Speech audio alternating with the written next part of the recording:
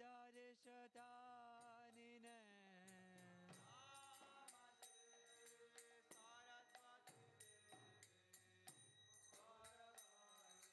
Shanine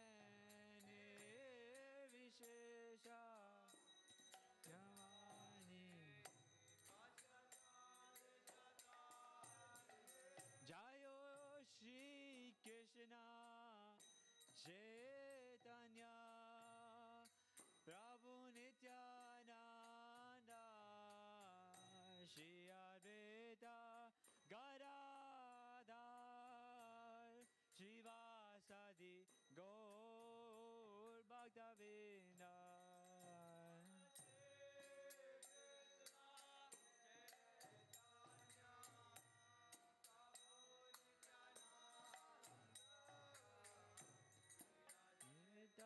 Gadada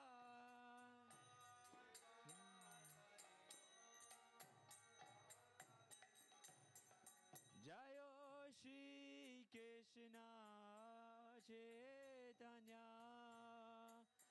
Prabhu Nityananda Shri Advaita Gadada Shivasadi Gaur Bhaktivedanta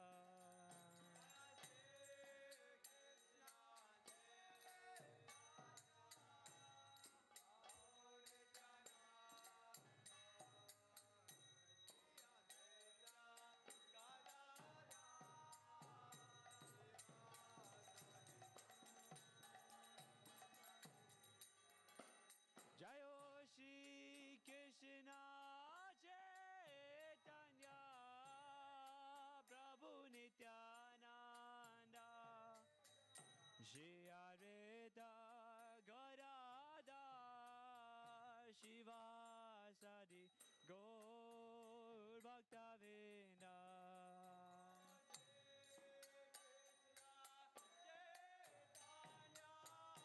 Chaitanya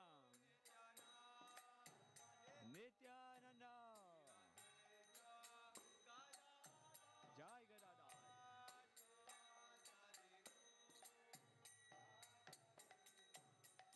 Jayo Shri Krishna Chaitanya Prabhu Nityananda Shri Advaita Gadadhar Shivasadi Gaur Bhaktivedanta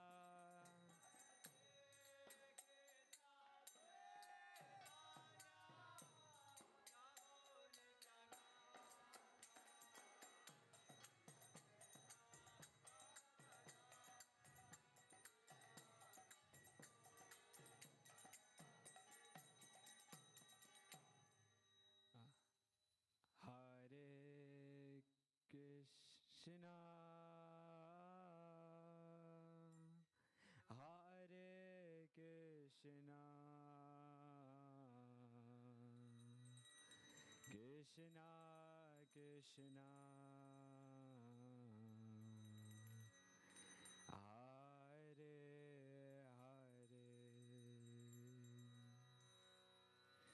Hare Rama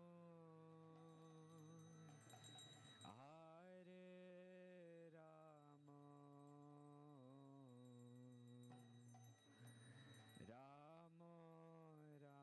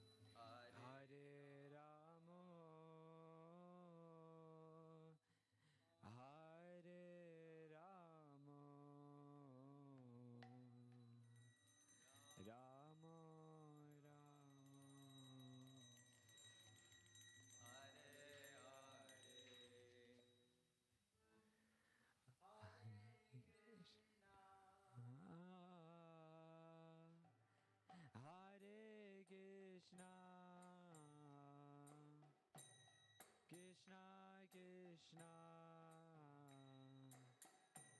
Hare Hare Hare Rama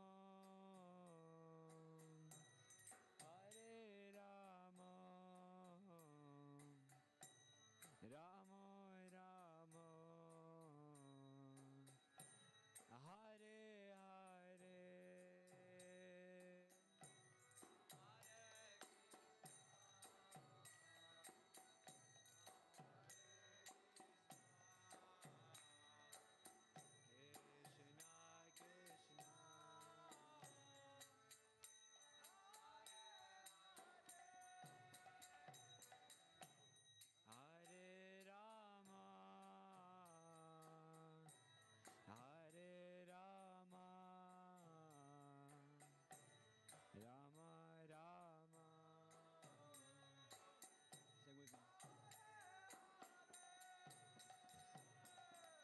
Hare Krishna,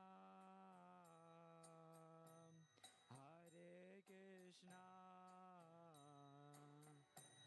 Krishna Krishna, Hare Hare,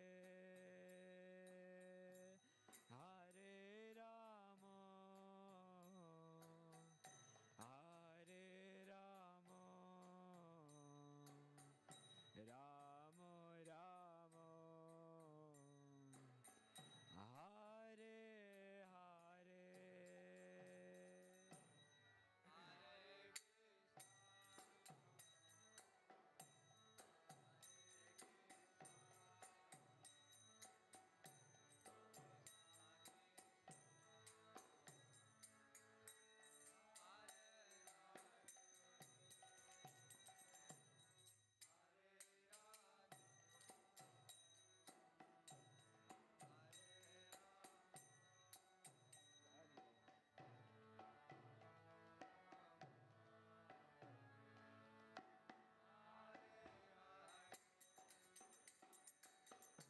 Hare Krishna,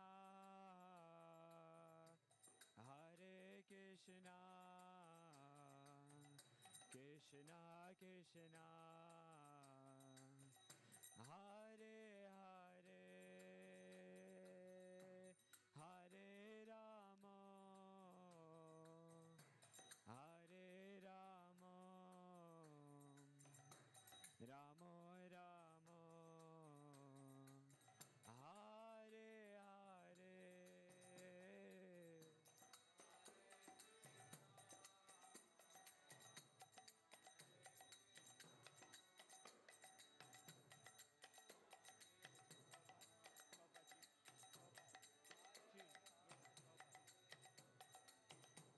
Hare Krishna, Hare Krishna, Krishna Krishna, Hare Hare, Hare Rama, Hare Rama, Rama Rama, Hare Hare.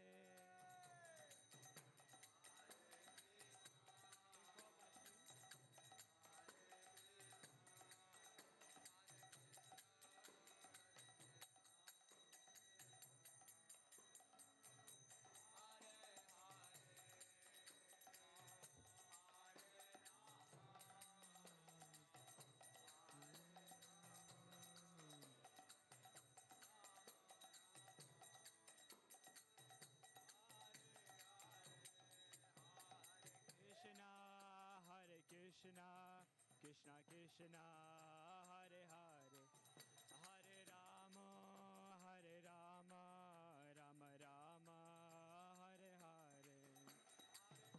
Krishna, Hare Krishna, Krishna Krishna, Hare Hare,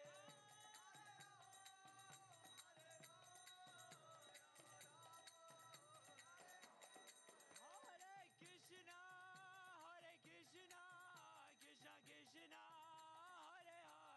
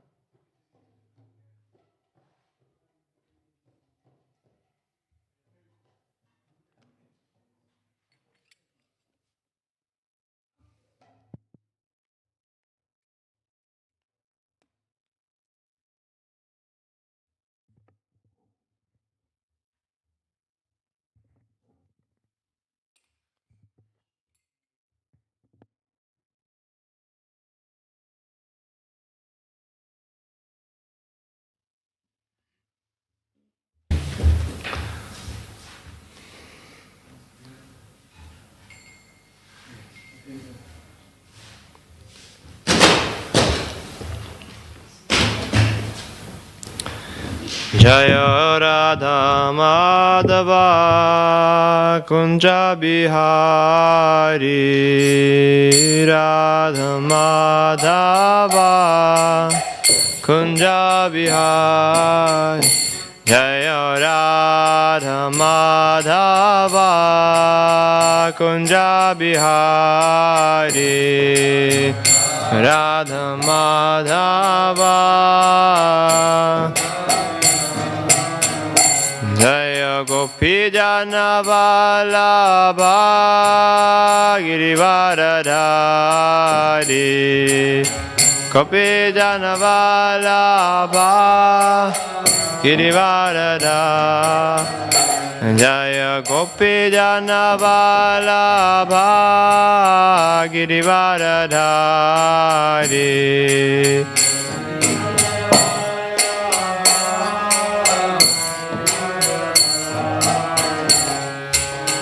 Yashoda Nandana Braja Jana Ranjana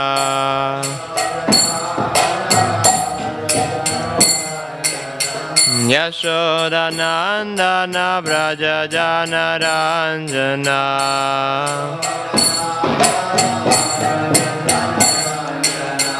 Yamuna Tira Vanachari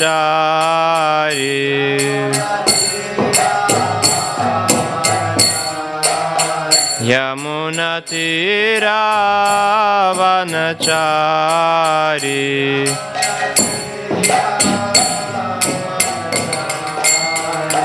Jaya Radha Madhava Kunja Bihari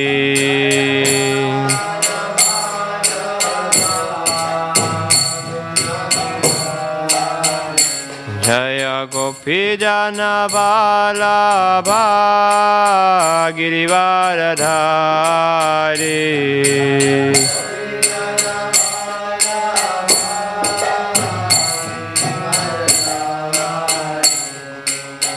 Yashoda Nandana Braja Jana Ranjana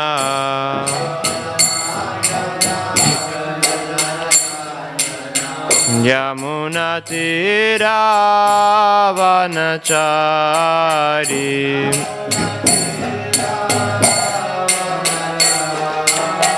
Yamuna Tira Vanachari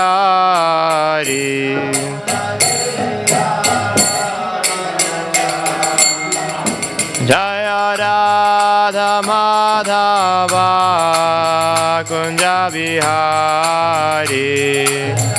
Radha Madhava Kunja Bihari Jaya Radha Madhava Kunja Bihari Radha Madhava Kunja Bihari Hare Krishna, Hare Krishna, Krishna Krishna, Hare Hare, Hare Rama, Hare Rama, Rama Rama, Hare Hare.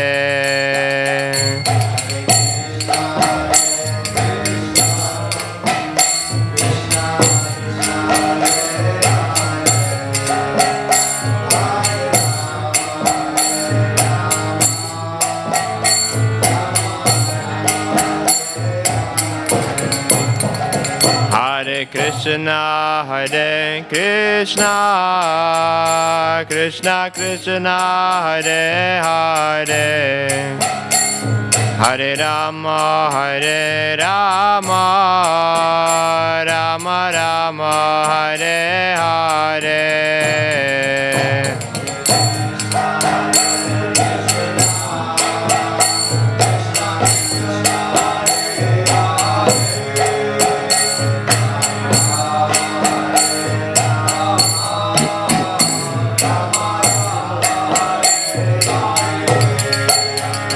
Hare Hare Krishna, Krishna Krishna, Hare Hare, Hare Rama,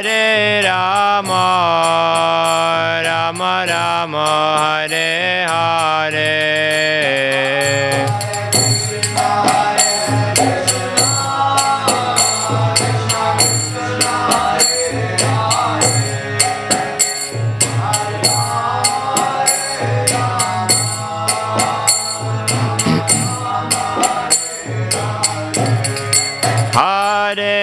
Hare Krishna, Krishna Krishna, Hare Hare, Hare Rama,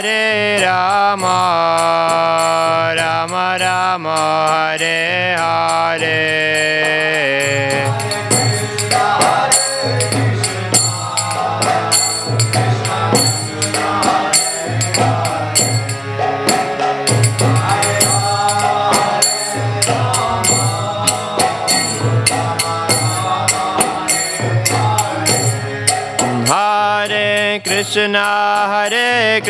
Krishna, Krishna Krishna, Hare Hare, Hare Rama,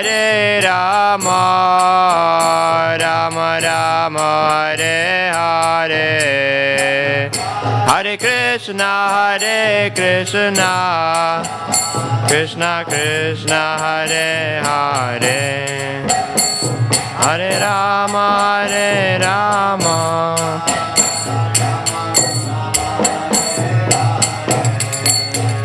Hare Krishna, Krishna Krishna, Hare Hare, Hare Rama,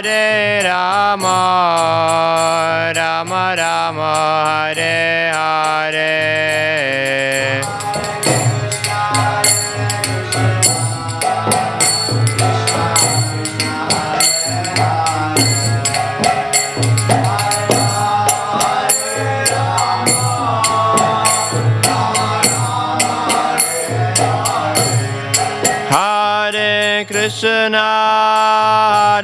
Krishna, Krishna Krishna, Hare Hare, Hare Rama, Rama Rama, Hare Hare, Hare Krishna, Krishna Krishna, Hare Hare, Hare Rama,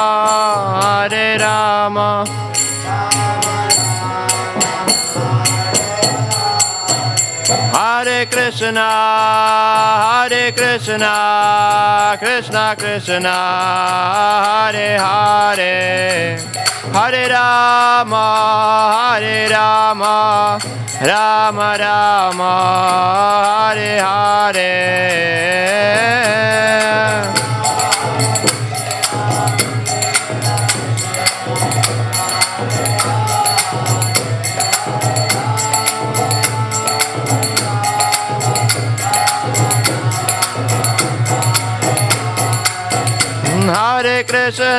Hare Krishna, Krishna Krishna, Hare Hare, Hare Rama, Rama Rama, Hare Hare.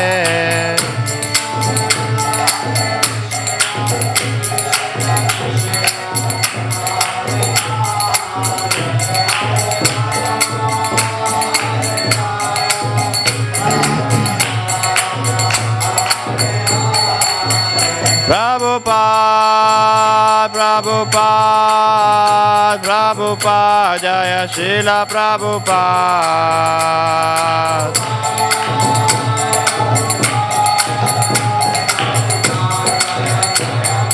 Jaya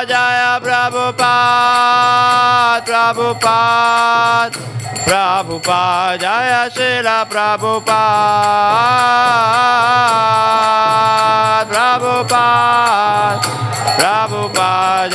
Jaya Prabhupada. Nitai Gaura Premanande Riri Rivo.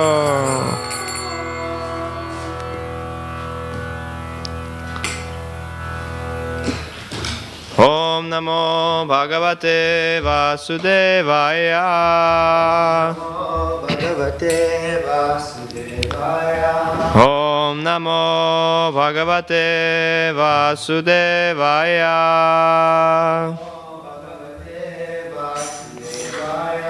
Om Namo Bhagavate Vasudevaya. Namo Bhagavate Vasudevaya. Hare Krishna. Thank you so much for coming, dear devotees, to the temple room and also online. If we're online, are we? Audio, okay. Yeah, that's even better. So yeah, today we're reading from Bhagavad Gita again. Continuing on in the 3rd chapter, we're at text 34. So let us dive straight into that. First the Sanskrit. Indriyasyendriyasyarte Ragadvesho vyayastito Tayor navasham agachet Tauhyasya paripantino Indriyasyendriyasyarte Ragadvesho vyavastito Tayor navasham agachet Tauhyasya paripantino Indriyasyendriyasyarte Ragadvesho vyavastito Tayor navasham agachet Tauhyasya paripantino. Please, dear devotees. Indriyasyendriyasyarte Ragadvesho vyavastito Tayor navasham agachet Tauhyasya paripantano. Indriyasyendriyasyarte Indriyasyendriyasyarte Ragadvesho vyayastito Tayor navasham agachet Yavasya paripantino Indriyasyendriyasyarte Ragadvesho vyavastito Tayor navasham agachet Tauhyasya paripantino. Thank you. Word for word. Indriyasya, of the senses. Indriyasyarte, in the sense objects. Raga, attachment. Dvesho, also detachment. Vyavastito, put under regulations. Tayo, of them. Na, never. Vasham, control. Agachet, one should come. Tau, those. He, certainly. Asya, his. Paripantino, stumbling blocks. Translation and purport by His Divine Grace, A.C. Bhaktivedanta Swami Srila Prabhupada. Srila Prabhupada ki jai. There are principles to regulate attachment and aversion pertaining to the senses and their objects. One should not come under the control of such attachment and aversion because they are stumbling blocks on the path of self-realization. Purport. Those who are in Krishna consciousness are naturally reluctant to engage in material sense gratification. But those who are not in such consciousness should follow the rules and regulations of the revealed scriptures. Unrestricted sense enjoyment is the cause of material encagement, but one who follows the rules and regulations of the revealed scriptures does not become entangled by the sense objects. For example, sex enjoyment is a necessity for the conditioned soul, and sex enjoyment is allowed under the license of marriage ties. According to scriptural injunctions, one is forbidden to engage in sex relationship with any woman other than one's wife. All other women are to be considered as one's mother. But in spite of such injunctions, a man is still inclined to have sex relationships with other women. These propensities are to be curbed, otherwise they will be stumbling blocks on the path of self-realization. As long as the material body is there, the necessities of the material body are allowed, but under rules and regulations. And yet, we should not rely upon the control of such allowances. One has to follow those rules and regulations, unattached to them, because practice of sense gratification under regulations may also lead one to go astray, as much as there is always the chance of an accident even on the royal roads.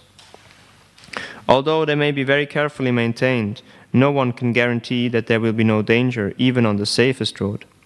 The sense enjoyment spirit has been current a very long time, owing to material association.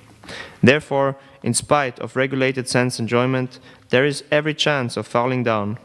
Therefore, any attachment for regulated sense enjoyment must also be avoided by all means.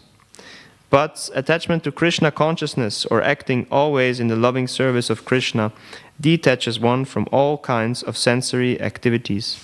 Therefore, no one should try to be detached from Krishna consciousness at any stage of life. The whole purpose of detachment from all kinds of sense attachment is ultimately to become situated on the platform of Krishna consciousness.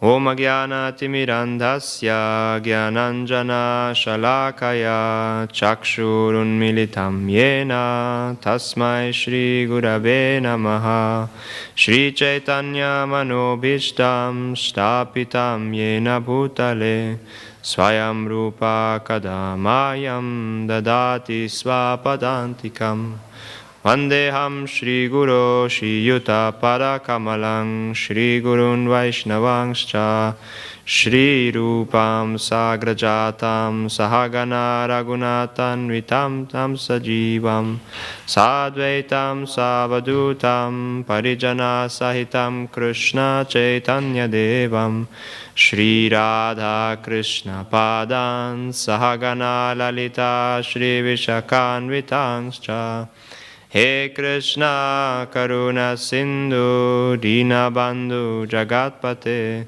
Gopesha Gopika Kanta Radha Kanta Namostute Tapta Kanjana Gaurangi Radhe Vrindavaneshwari Vrishabhanu Sute Devi Pranamami Hari Priye Vancha kalpa tarubhyascha kripa sindubhya evacha patitanam pavanebhyo vaishnavebhyo namo namaha Shri Krishna Chaitanya Prabhu Nityananda Shri Advaita Gadadhar Shivasari Gaura Bhakta Vrinda Hare Krishna, Krishna Krishna, Hare Hare, Hare Rama, Rama Rama, Hare Hare. Once more the verse. There are principles to regulate attachment and aversion pertaining to the senses and their objects. One should not come under the control of such attachment and aversion, because they are stumbling blocks on the path of self-realization. Hare Krishna, dear devotees, once again, thank you for coming. I request your blessings, especially from senior devotees present, that I can give you something beneficial, something inspiring, something practical for our spiritual lives. And in this way, that I can render some, whatever, small service to you.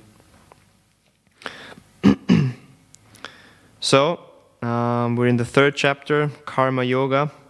And yesterday we've heard how even a man of knowledge acts according to his own nature, for everyone follows the nature he has acquired from the 3 modes. What can repression accomplish? So in this line, Krishna is going on to tell Arjuna about the importance of duty, about the importance of being detached from the fruits as it is, and also of the importance to regulate one's mind, to really detach from the senses also. So when Krishna was saying, what can repression accomplish, he didn't want to say, therefore you should do whatever you want, right? That's what it could sound like. It's like, yeah, okay, so I'd rather not repress whatever need is there, I fulfill it, because that's what Krishna says, I should not repress. But now here in this next verse, in 34, Krishna goes on to explain that actually, therefore, we have certain regulations, rules and regulations, and especially in Krishna consciousness, we're very much aware of them. Prabhupada writes right at the beginning, those who are in Krishna consciousness are naturally reluctant to engage in material sense gratification. And this just shows me that, yeah, I'm not so much in Krishna consciousness, I guess, because this drive for enjoyment is still very strong. And even though I might, satisfy it here, for example, with prasadam or with other activities that are in this Krishna conscious protection, still I can feel it's not, I do it a lot because I just want to gratify the senses also. So, still, we're aware of the power of these transcendental activities we do and of the purificatory results that they deliver. So, Prabhupada goes on to explain that actually, even when we follow the regs, the fall down is possible just as on the royal road, right? There can be accidents at any time. So, that's why we have to kind of go deeper a little bit. Find out why we're doing what we're doing. What are these regulations for? If we just follow them for the sake of following, that's what we hear in Nectar of Instruction as well, right? We're going to start soon in the Bhakti Shastri course to study that. That if you just, either if you don't follow the rules and regulations, but also if you follow the rules and regulations just for the sake of it without understanding that they are helping you in your spiritual life, that's not wanted. So we have to understand a little bit deeper what these regulations are about. Now, first of all, let's go a little bit more into this topic of the senses of this raga dvesha. Raga meaning attachment, dvesha meaning aversion actually. And it's said here that it's about raga and dvesha, attachment and aversion of the senses and their objects. So as soon as the senses come in touch with a sense object, there is either a liking or disliking. That's what the mind does as its function, right? So there's this famous verse, 2:14. Who knows it? Matra sparshas tu kaunteya shitoshna sukha dukkada agama paino nityas tang stitikshasva bharata, which says the coming and the happiness derived from sense perception is just like the coming and going of summer and winter season, and the wise man should not be agitated by it, but just tolerate it, right? And so it's very much relating to this point of being able to control the mind and tolerate things, tolerate the urges that come up. Now, I was listening to a lecture of Bhaktivedanta Goswami a little time back when he spoke about this verse, and he really made very nice points. And one of them was that actually we have to see how we can change the measurements with how we define happiness. Because matra sparshas tu kaunteya. Matra is like we have the English word meter, and it's actually Sanskrit for measurement. So matra sparshas. So literally the sparshas, the senses, are our measurement for happiness, right? In our perverted state of mind, in conditioned state of mind. So we have to purify that consciousness of how we measure happiness in that we put not so much emphasis and value in our senses. We don't trust them so much. Will this give me happiness, really? If I take 2 or 3 gulab jamuns more, will I be more happy? My mind would say, yes, sure. But afterwards in class, no, not anymore. So it's like the senses are very prone to cheat us, right? We just heard before also there's 4 defects, and one of them is the imperfect senses. So rather than just relying on the senses, we should stick to scriptures more. And why is that? Because they come from Krishna directly. And so they actually teach us what Krishna likes us to do and puts us out of the center. Us meaning our identification with the mind, basically, right? So we should learn how to please Krishna rather than us. In that way, we can really change this whole measurement that is going on in the mind.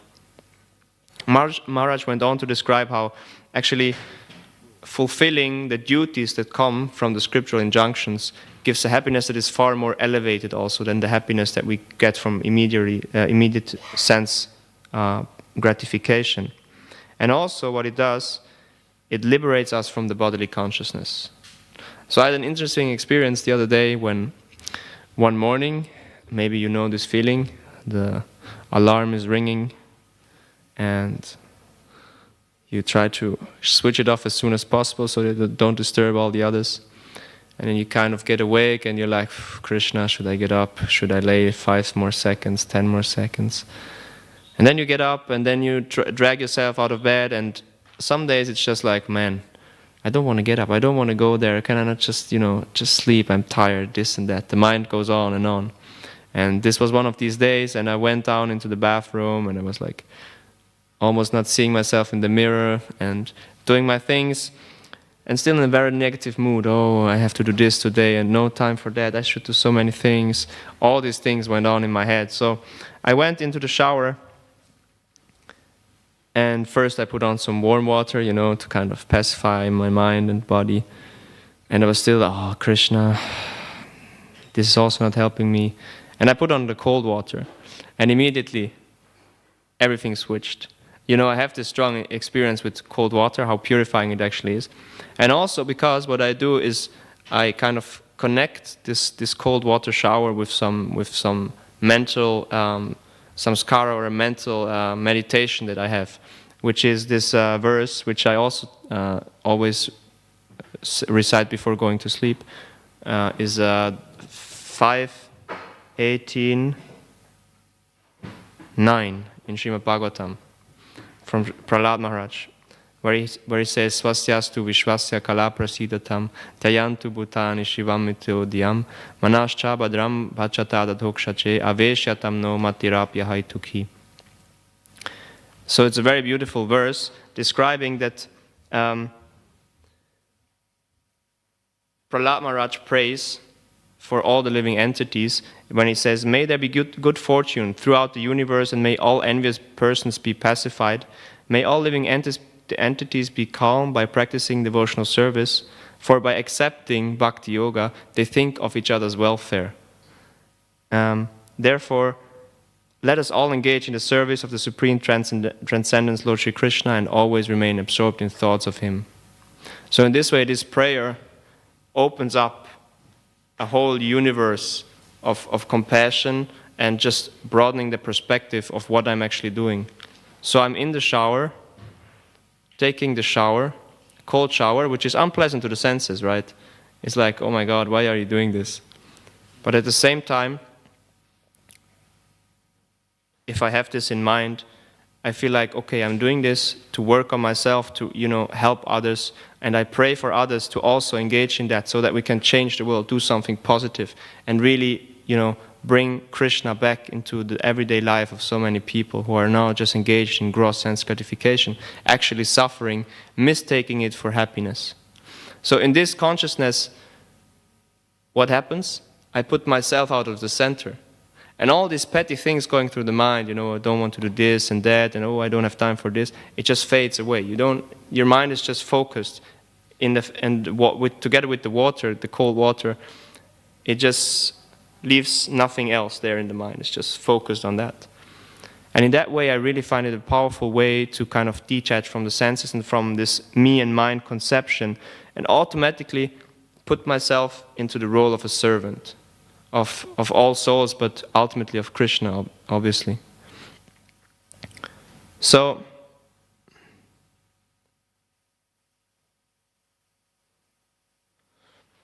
I think that's one big thing that I want to learn, this detachment from the ongoing repetition of thoughts in the mind and of the impulses of the senses. There's another class I was listening by Bhaktivedanta Swami where he speaks about what it means to be a sadhu.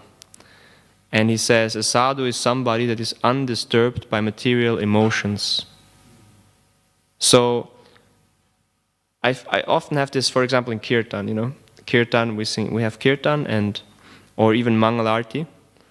And we know the song, we know the lyrics, the melody is the same every day, basically. And the mind tends to, drift a little bit away. You're here, but you're not here.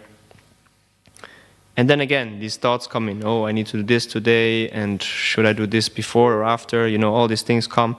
And then again, detach. Bring the mind back, right? That's what we do during japa as well. So, and I can really understand how a sadhu, he's undisturbed. His material emotions come. He feels cold, or, for example, one example I like is Sutta Prabhu, in terms of being detached from the bodily concept or from the bodily plane. He's just always, like since I'm here, he's not wearing socks. He's always just in a kurta, maybe one undershirt, not even a chadar, and walking around like this here and there. And I'm freezing here, and I'm from Switzerland. I'm supposed to be a little bit more acclimatized or resistant, but still, I'm not. So I can really see the actual thing is the consciousness. He's just not disturbed by these things. So these material emotions and impulses from the senses, they don't touch him so much. So what is said here also is that in the verse before it was said, right, that everyone has to follow the nature that he has acquired from the three modes. And so this shows us that actually we're very much driven by the three modes and by the whole conditions we bring with us, even from past lives, all these samskaras. So in Krishna consciousness, we try to cut those samskaras and establish good ones. So coming back, how can we actually get to this point of, being that detached from the senses and from the material concept of life is the four wrecks, right? So, and I was just thinking of two examples. One is the one of vegetarianism. Why don't we eat meat? There's a lot of answers, but I like one a lot. And I think this is something we should contemplate, right? Try to go deeper, as I mentioned before. Why are we actually doing what we're doing? How is this helping us? So, and with the meat, there's one answer. I kind of came up with this before, and then I read Srila Prabhupada confirming it. He was saying to one devotee that asked him, why don't we eat meat? Because he was really attached to meat. And Prabhupada said, because there is violence and anger in this meat. And it's an interesting point, right? We hear a lot about compassion and these things, and we just think, yeah, this animal is living and we kill it, it's not compassionate. But it's going beyond that also. That, for example, I heard that in China, they're eating dogs, right? And I read in one article in some newspaper a while ago that what they do there, they have dog fights before they eat the dogs. So they let the dogs kill each other or attack each other at least, and then kill them finally. And why do they do that? It's really crazy to think about it, but they say afterwards the meat tastes way better. When the whole adrenaline and the whole fear and anger and aggression is released into the body, it's activated, it goes into the meat and makes it more tasty. So what do we see from that? That actually these people, they draw out these emotions from the meat as well.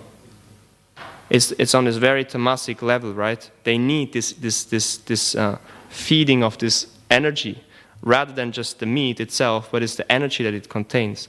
So this is really low consciousness, and we can actually see why no meat, because there is anger and aggressiveness and all these negative emotions in this meat, because so much violence was going on while in the process of getting the meat as it is.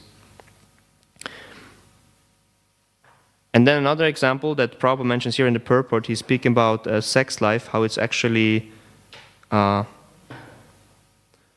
of the biggest issues for the conditioned living being in this material world. And it's interesting, he picks it up from Baladev Vidyabhushan Goswami. He also speaks about it in his purport. And it's interesting, you can also see how society has changed in this few hundred years. Baladev Vidyabhushan Goswami, is he Goswami or just Baladev Vidyabhushan? He says that even though scriptural injunctions tell us that we shouldn't speak to another man's wife, we still want to speak to her. So it's only about speaking. When Prabhupada here says, according to scriptural injunctions, one is forbidden to engage in sex relationships with any woman other than one's wife. So it's already about sex relationships. Before it was just talking, Baladev Vidyabhushan's time, and now it's about sex relationship. So we can see how it's degrading, right? And it just shows us again that we have to really be on point and go a little bit deeper. And there's this point that Sutta Prabhu mentioned in one class, that actually the gross the gross sex enjoyment is not the only thing that is included in this reg, but also the subtle mental purity, right? He was speaking about how if he looks back, one thing that he would change or he would try to improve is to maintain a stricter mental sexual purity. So I found it interesting. He said that having that, like less thinking of women, for example, or having certain images, whatever, drawing the senses back from looking at them, it allows you to go deeper in Krishna consciousness. It allows you to control your mind more. Mind and senses become more controlled. So that's also one way to see it and go about it. Okay, I'm going to finish up here. I had one example from a rat experience, which is very cruel.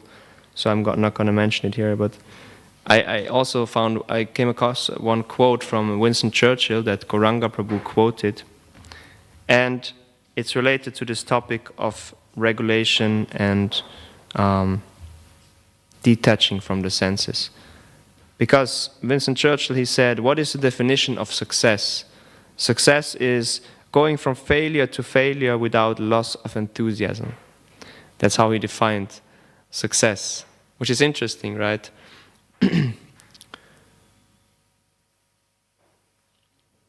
So what is success for us? In this terms, it's to go back to Krishna, go back to Godhead, attain this Krishna Prem. And going there, it's kind of a long way, it seems often. And we feel ourselves far away, we struggle, even to, not overeat, in my case, or whatever, in these 4 regulations that there are, and in gratifying the senses. And so we experience failure after failure, and we get depressed at times, and we wonder why is it so hard and I cannot do it, and the other day I was also listening to Prabhupada's class where somebody says, like, one devotee, Prabhupada, if our ultimate goal and nature is to attain love of Godhead, then why is Maya so strong? So very strong. And Prabhupada said, oh no, it's not the exact, but Prabhupada just said, like, your purpose is not strong, directly in your face, you know. So we just can see, actually, it's not on Maya so much, but on us. How much do we actually want it? How much do we have this enthusiasm? How much do we see, you know, failure after failure, we keep on going.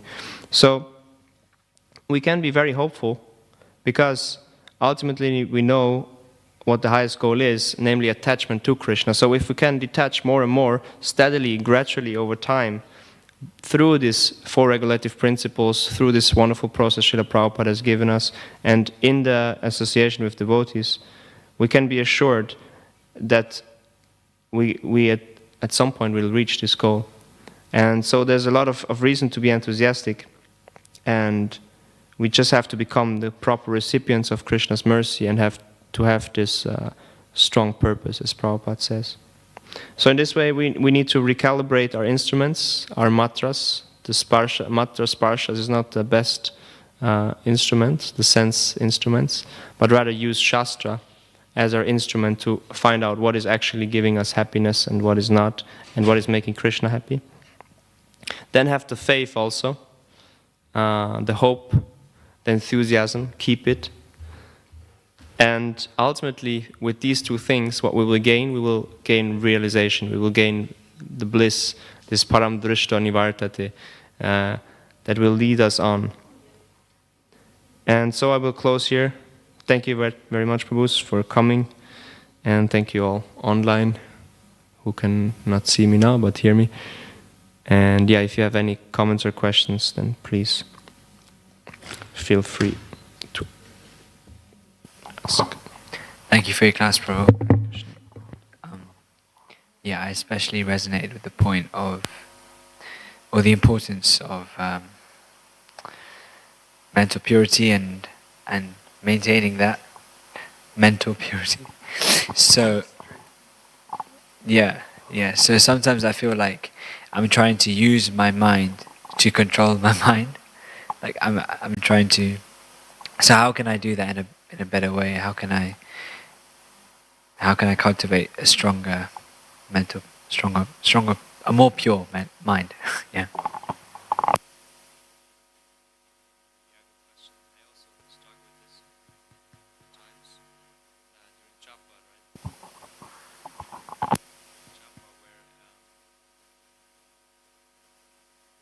Chanting, and you kind of replace one mental state with another, in terms of your mind wanders off to something, and then you just concoct something about Krishna, like you think Krishna in a certain way, which you know is also a projection of your mind. It's not that you see Krishna, like who was describing how in the beginning you have some mental images and you derive some pleasure from that, but then you will see at some point this is just your mind, and it's all worthless. So in this sense, yeah, it's a good question. Ultimately, I would say yes. What we heard now is scriptural injunctions, right? Just to try to really find out what the scriptures say about these things, and fill your mind with the scriptural injunctions, and in that way fix on that, and regularly check maybe through introspection. It's always introspection. Write it down and see, okay, this is what I think, this is what Shastra says, so there's a conflict. So focus again on Shastra. I guess it's a process. You cannot, it will take some time.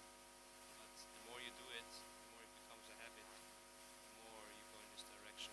Like I can feel with this prayer that I shared, even before going to bed, doing this, it kind of allows me to just, as pacify the mind.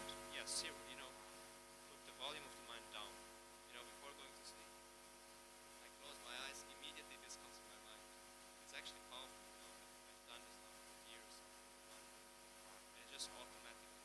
Even during the day, sometimes when I take a nap, automatically this comes to my mind. And what it does in this way is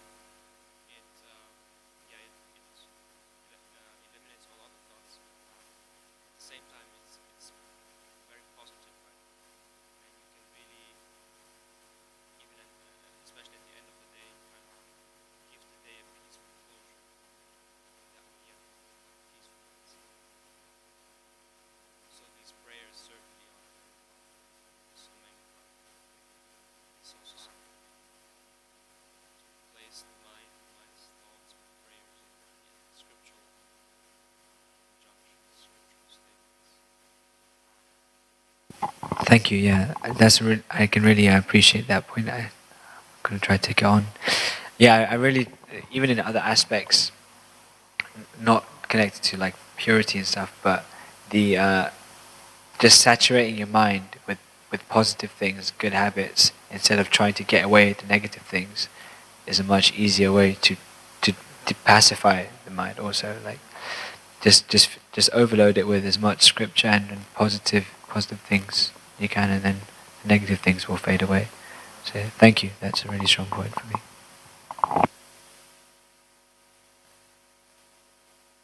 I notice I look to the object of the senses which I know are distracting me, but immediately then I look at the brahmacharis and I feel like I create a contrast. Like the mind is deviating, but then it's like, yeah, but I want to, and some days it wanders away, but other days it's like it's not even there. It's still like fluctuating, but every time it's like telling the mind, yeah, but this is where to go.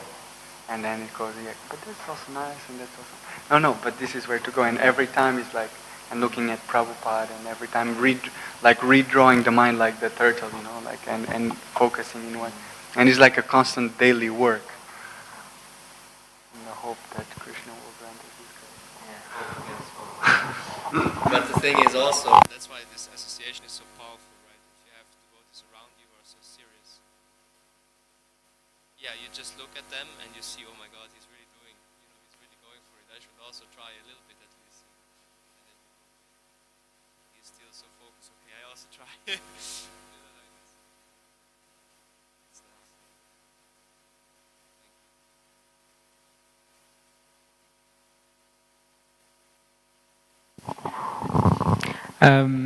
Oh, it's really loud. Yeah.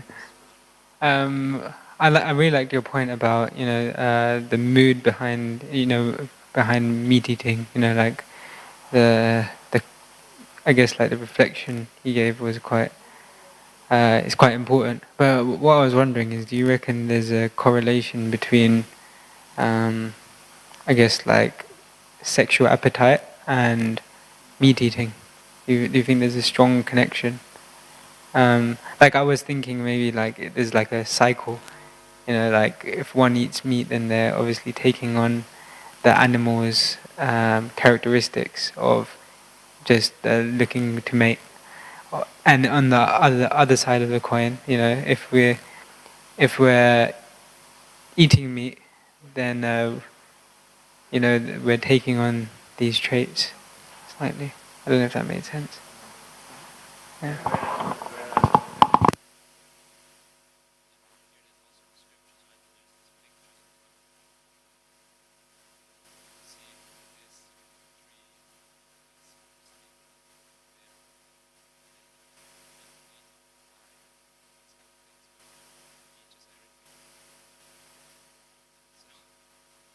So yeah, definitely there must be a correlation.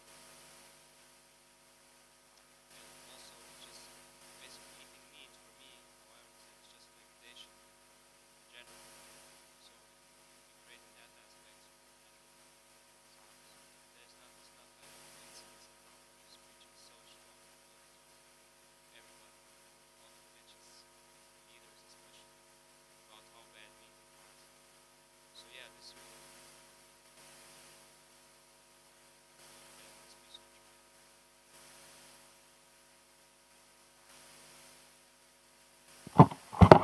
Yeah, actually, there is some correlation. I remember we used to learn about it in psychology how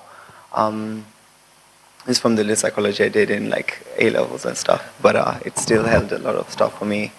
And how they would advise that people who are working in like very, very strong competitive work environments in like different fields to eat meat, because it does really push that passion and drive to kind of keep on going. Even, you know, different aspects like with bodybuilding and stuff like that, they would advise you to do that to get that push and drive to keep on like going, you know, and stuff like that. So there definitely is a correlation. And you also would notice that if that was your lifestyle and then you turn to like a more vegetarian, you know, lifestyle, there's more sense of calmness in you. It does really, different things stop affecting you like they would prior. So like I remember for me, because that was my shift, even just like my go-getting for material things, still present, but not as strong and as intense as it was, you know. So there definitely is a correlation, because it makes like some things more insignificant based on what we put. So there definitely, I remember those, I'll see if I can find it online as well, where that was even like the conclusion of like different things that you know, intake, you know, derive, you know, people who take supplements more than particular types of food have like a bland state of consciousness, and it affects them also in a particular way. So they need actual tangible food to eat. People eat meat, very, very passionate. People who don't, you know, I remember even, I think I did this for one of my studies in marketing psychology, where we're trying to push a particular brand of food. And those in particular workspaces, the food that was having flesh would sell more. So you know, like you could say like salmon sandwiches and stuff like that was selling more to university students rather than the vegetarian option, especially in the student cafeteria who are like trying to just like get the essays done and stuff. That would be more of an appetizing thing for them in comparison. So I think probably there's definitely more research to be done, but there definitely is a correlation in that respect. You'll rarely find people who eat meat who are more mode of goodness lifestyle. It's a very, very tough thing to find.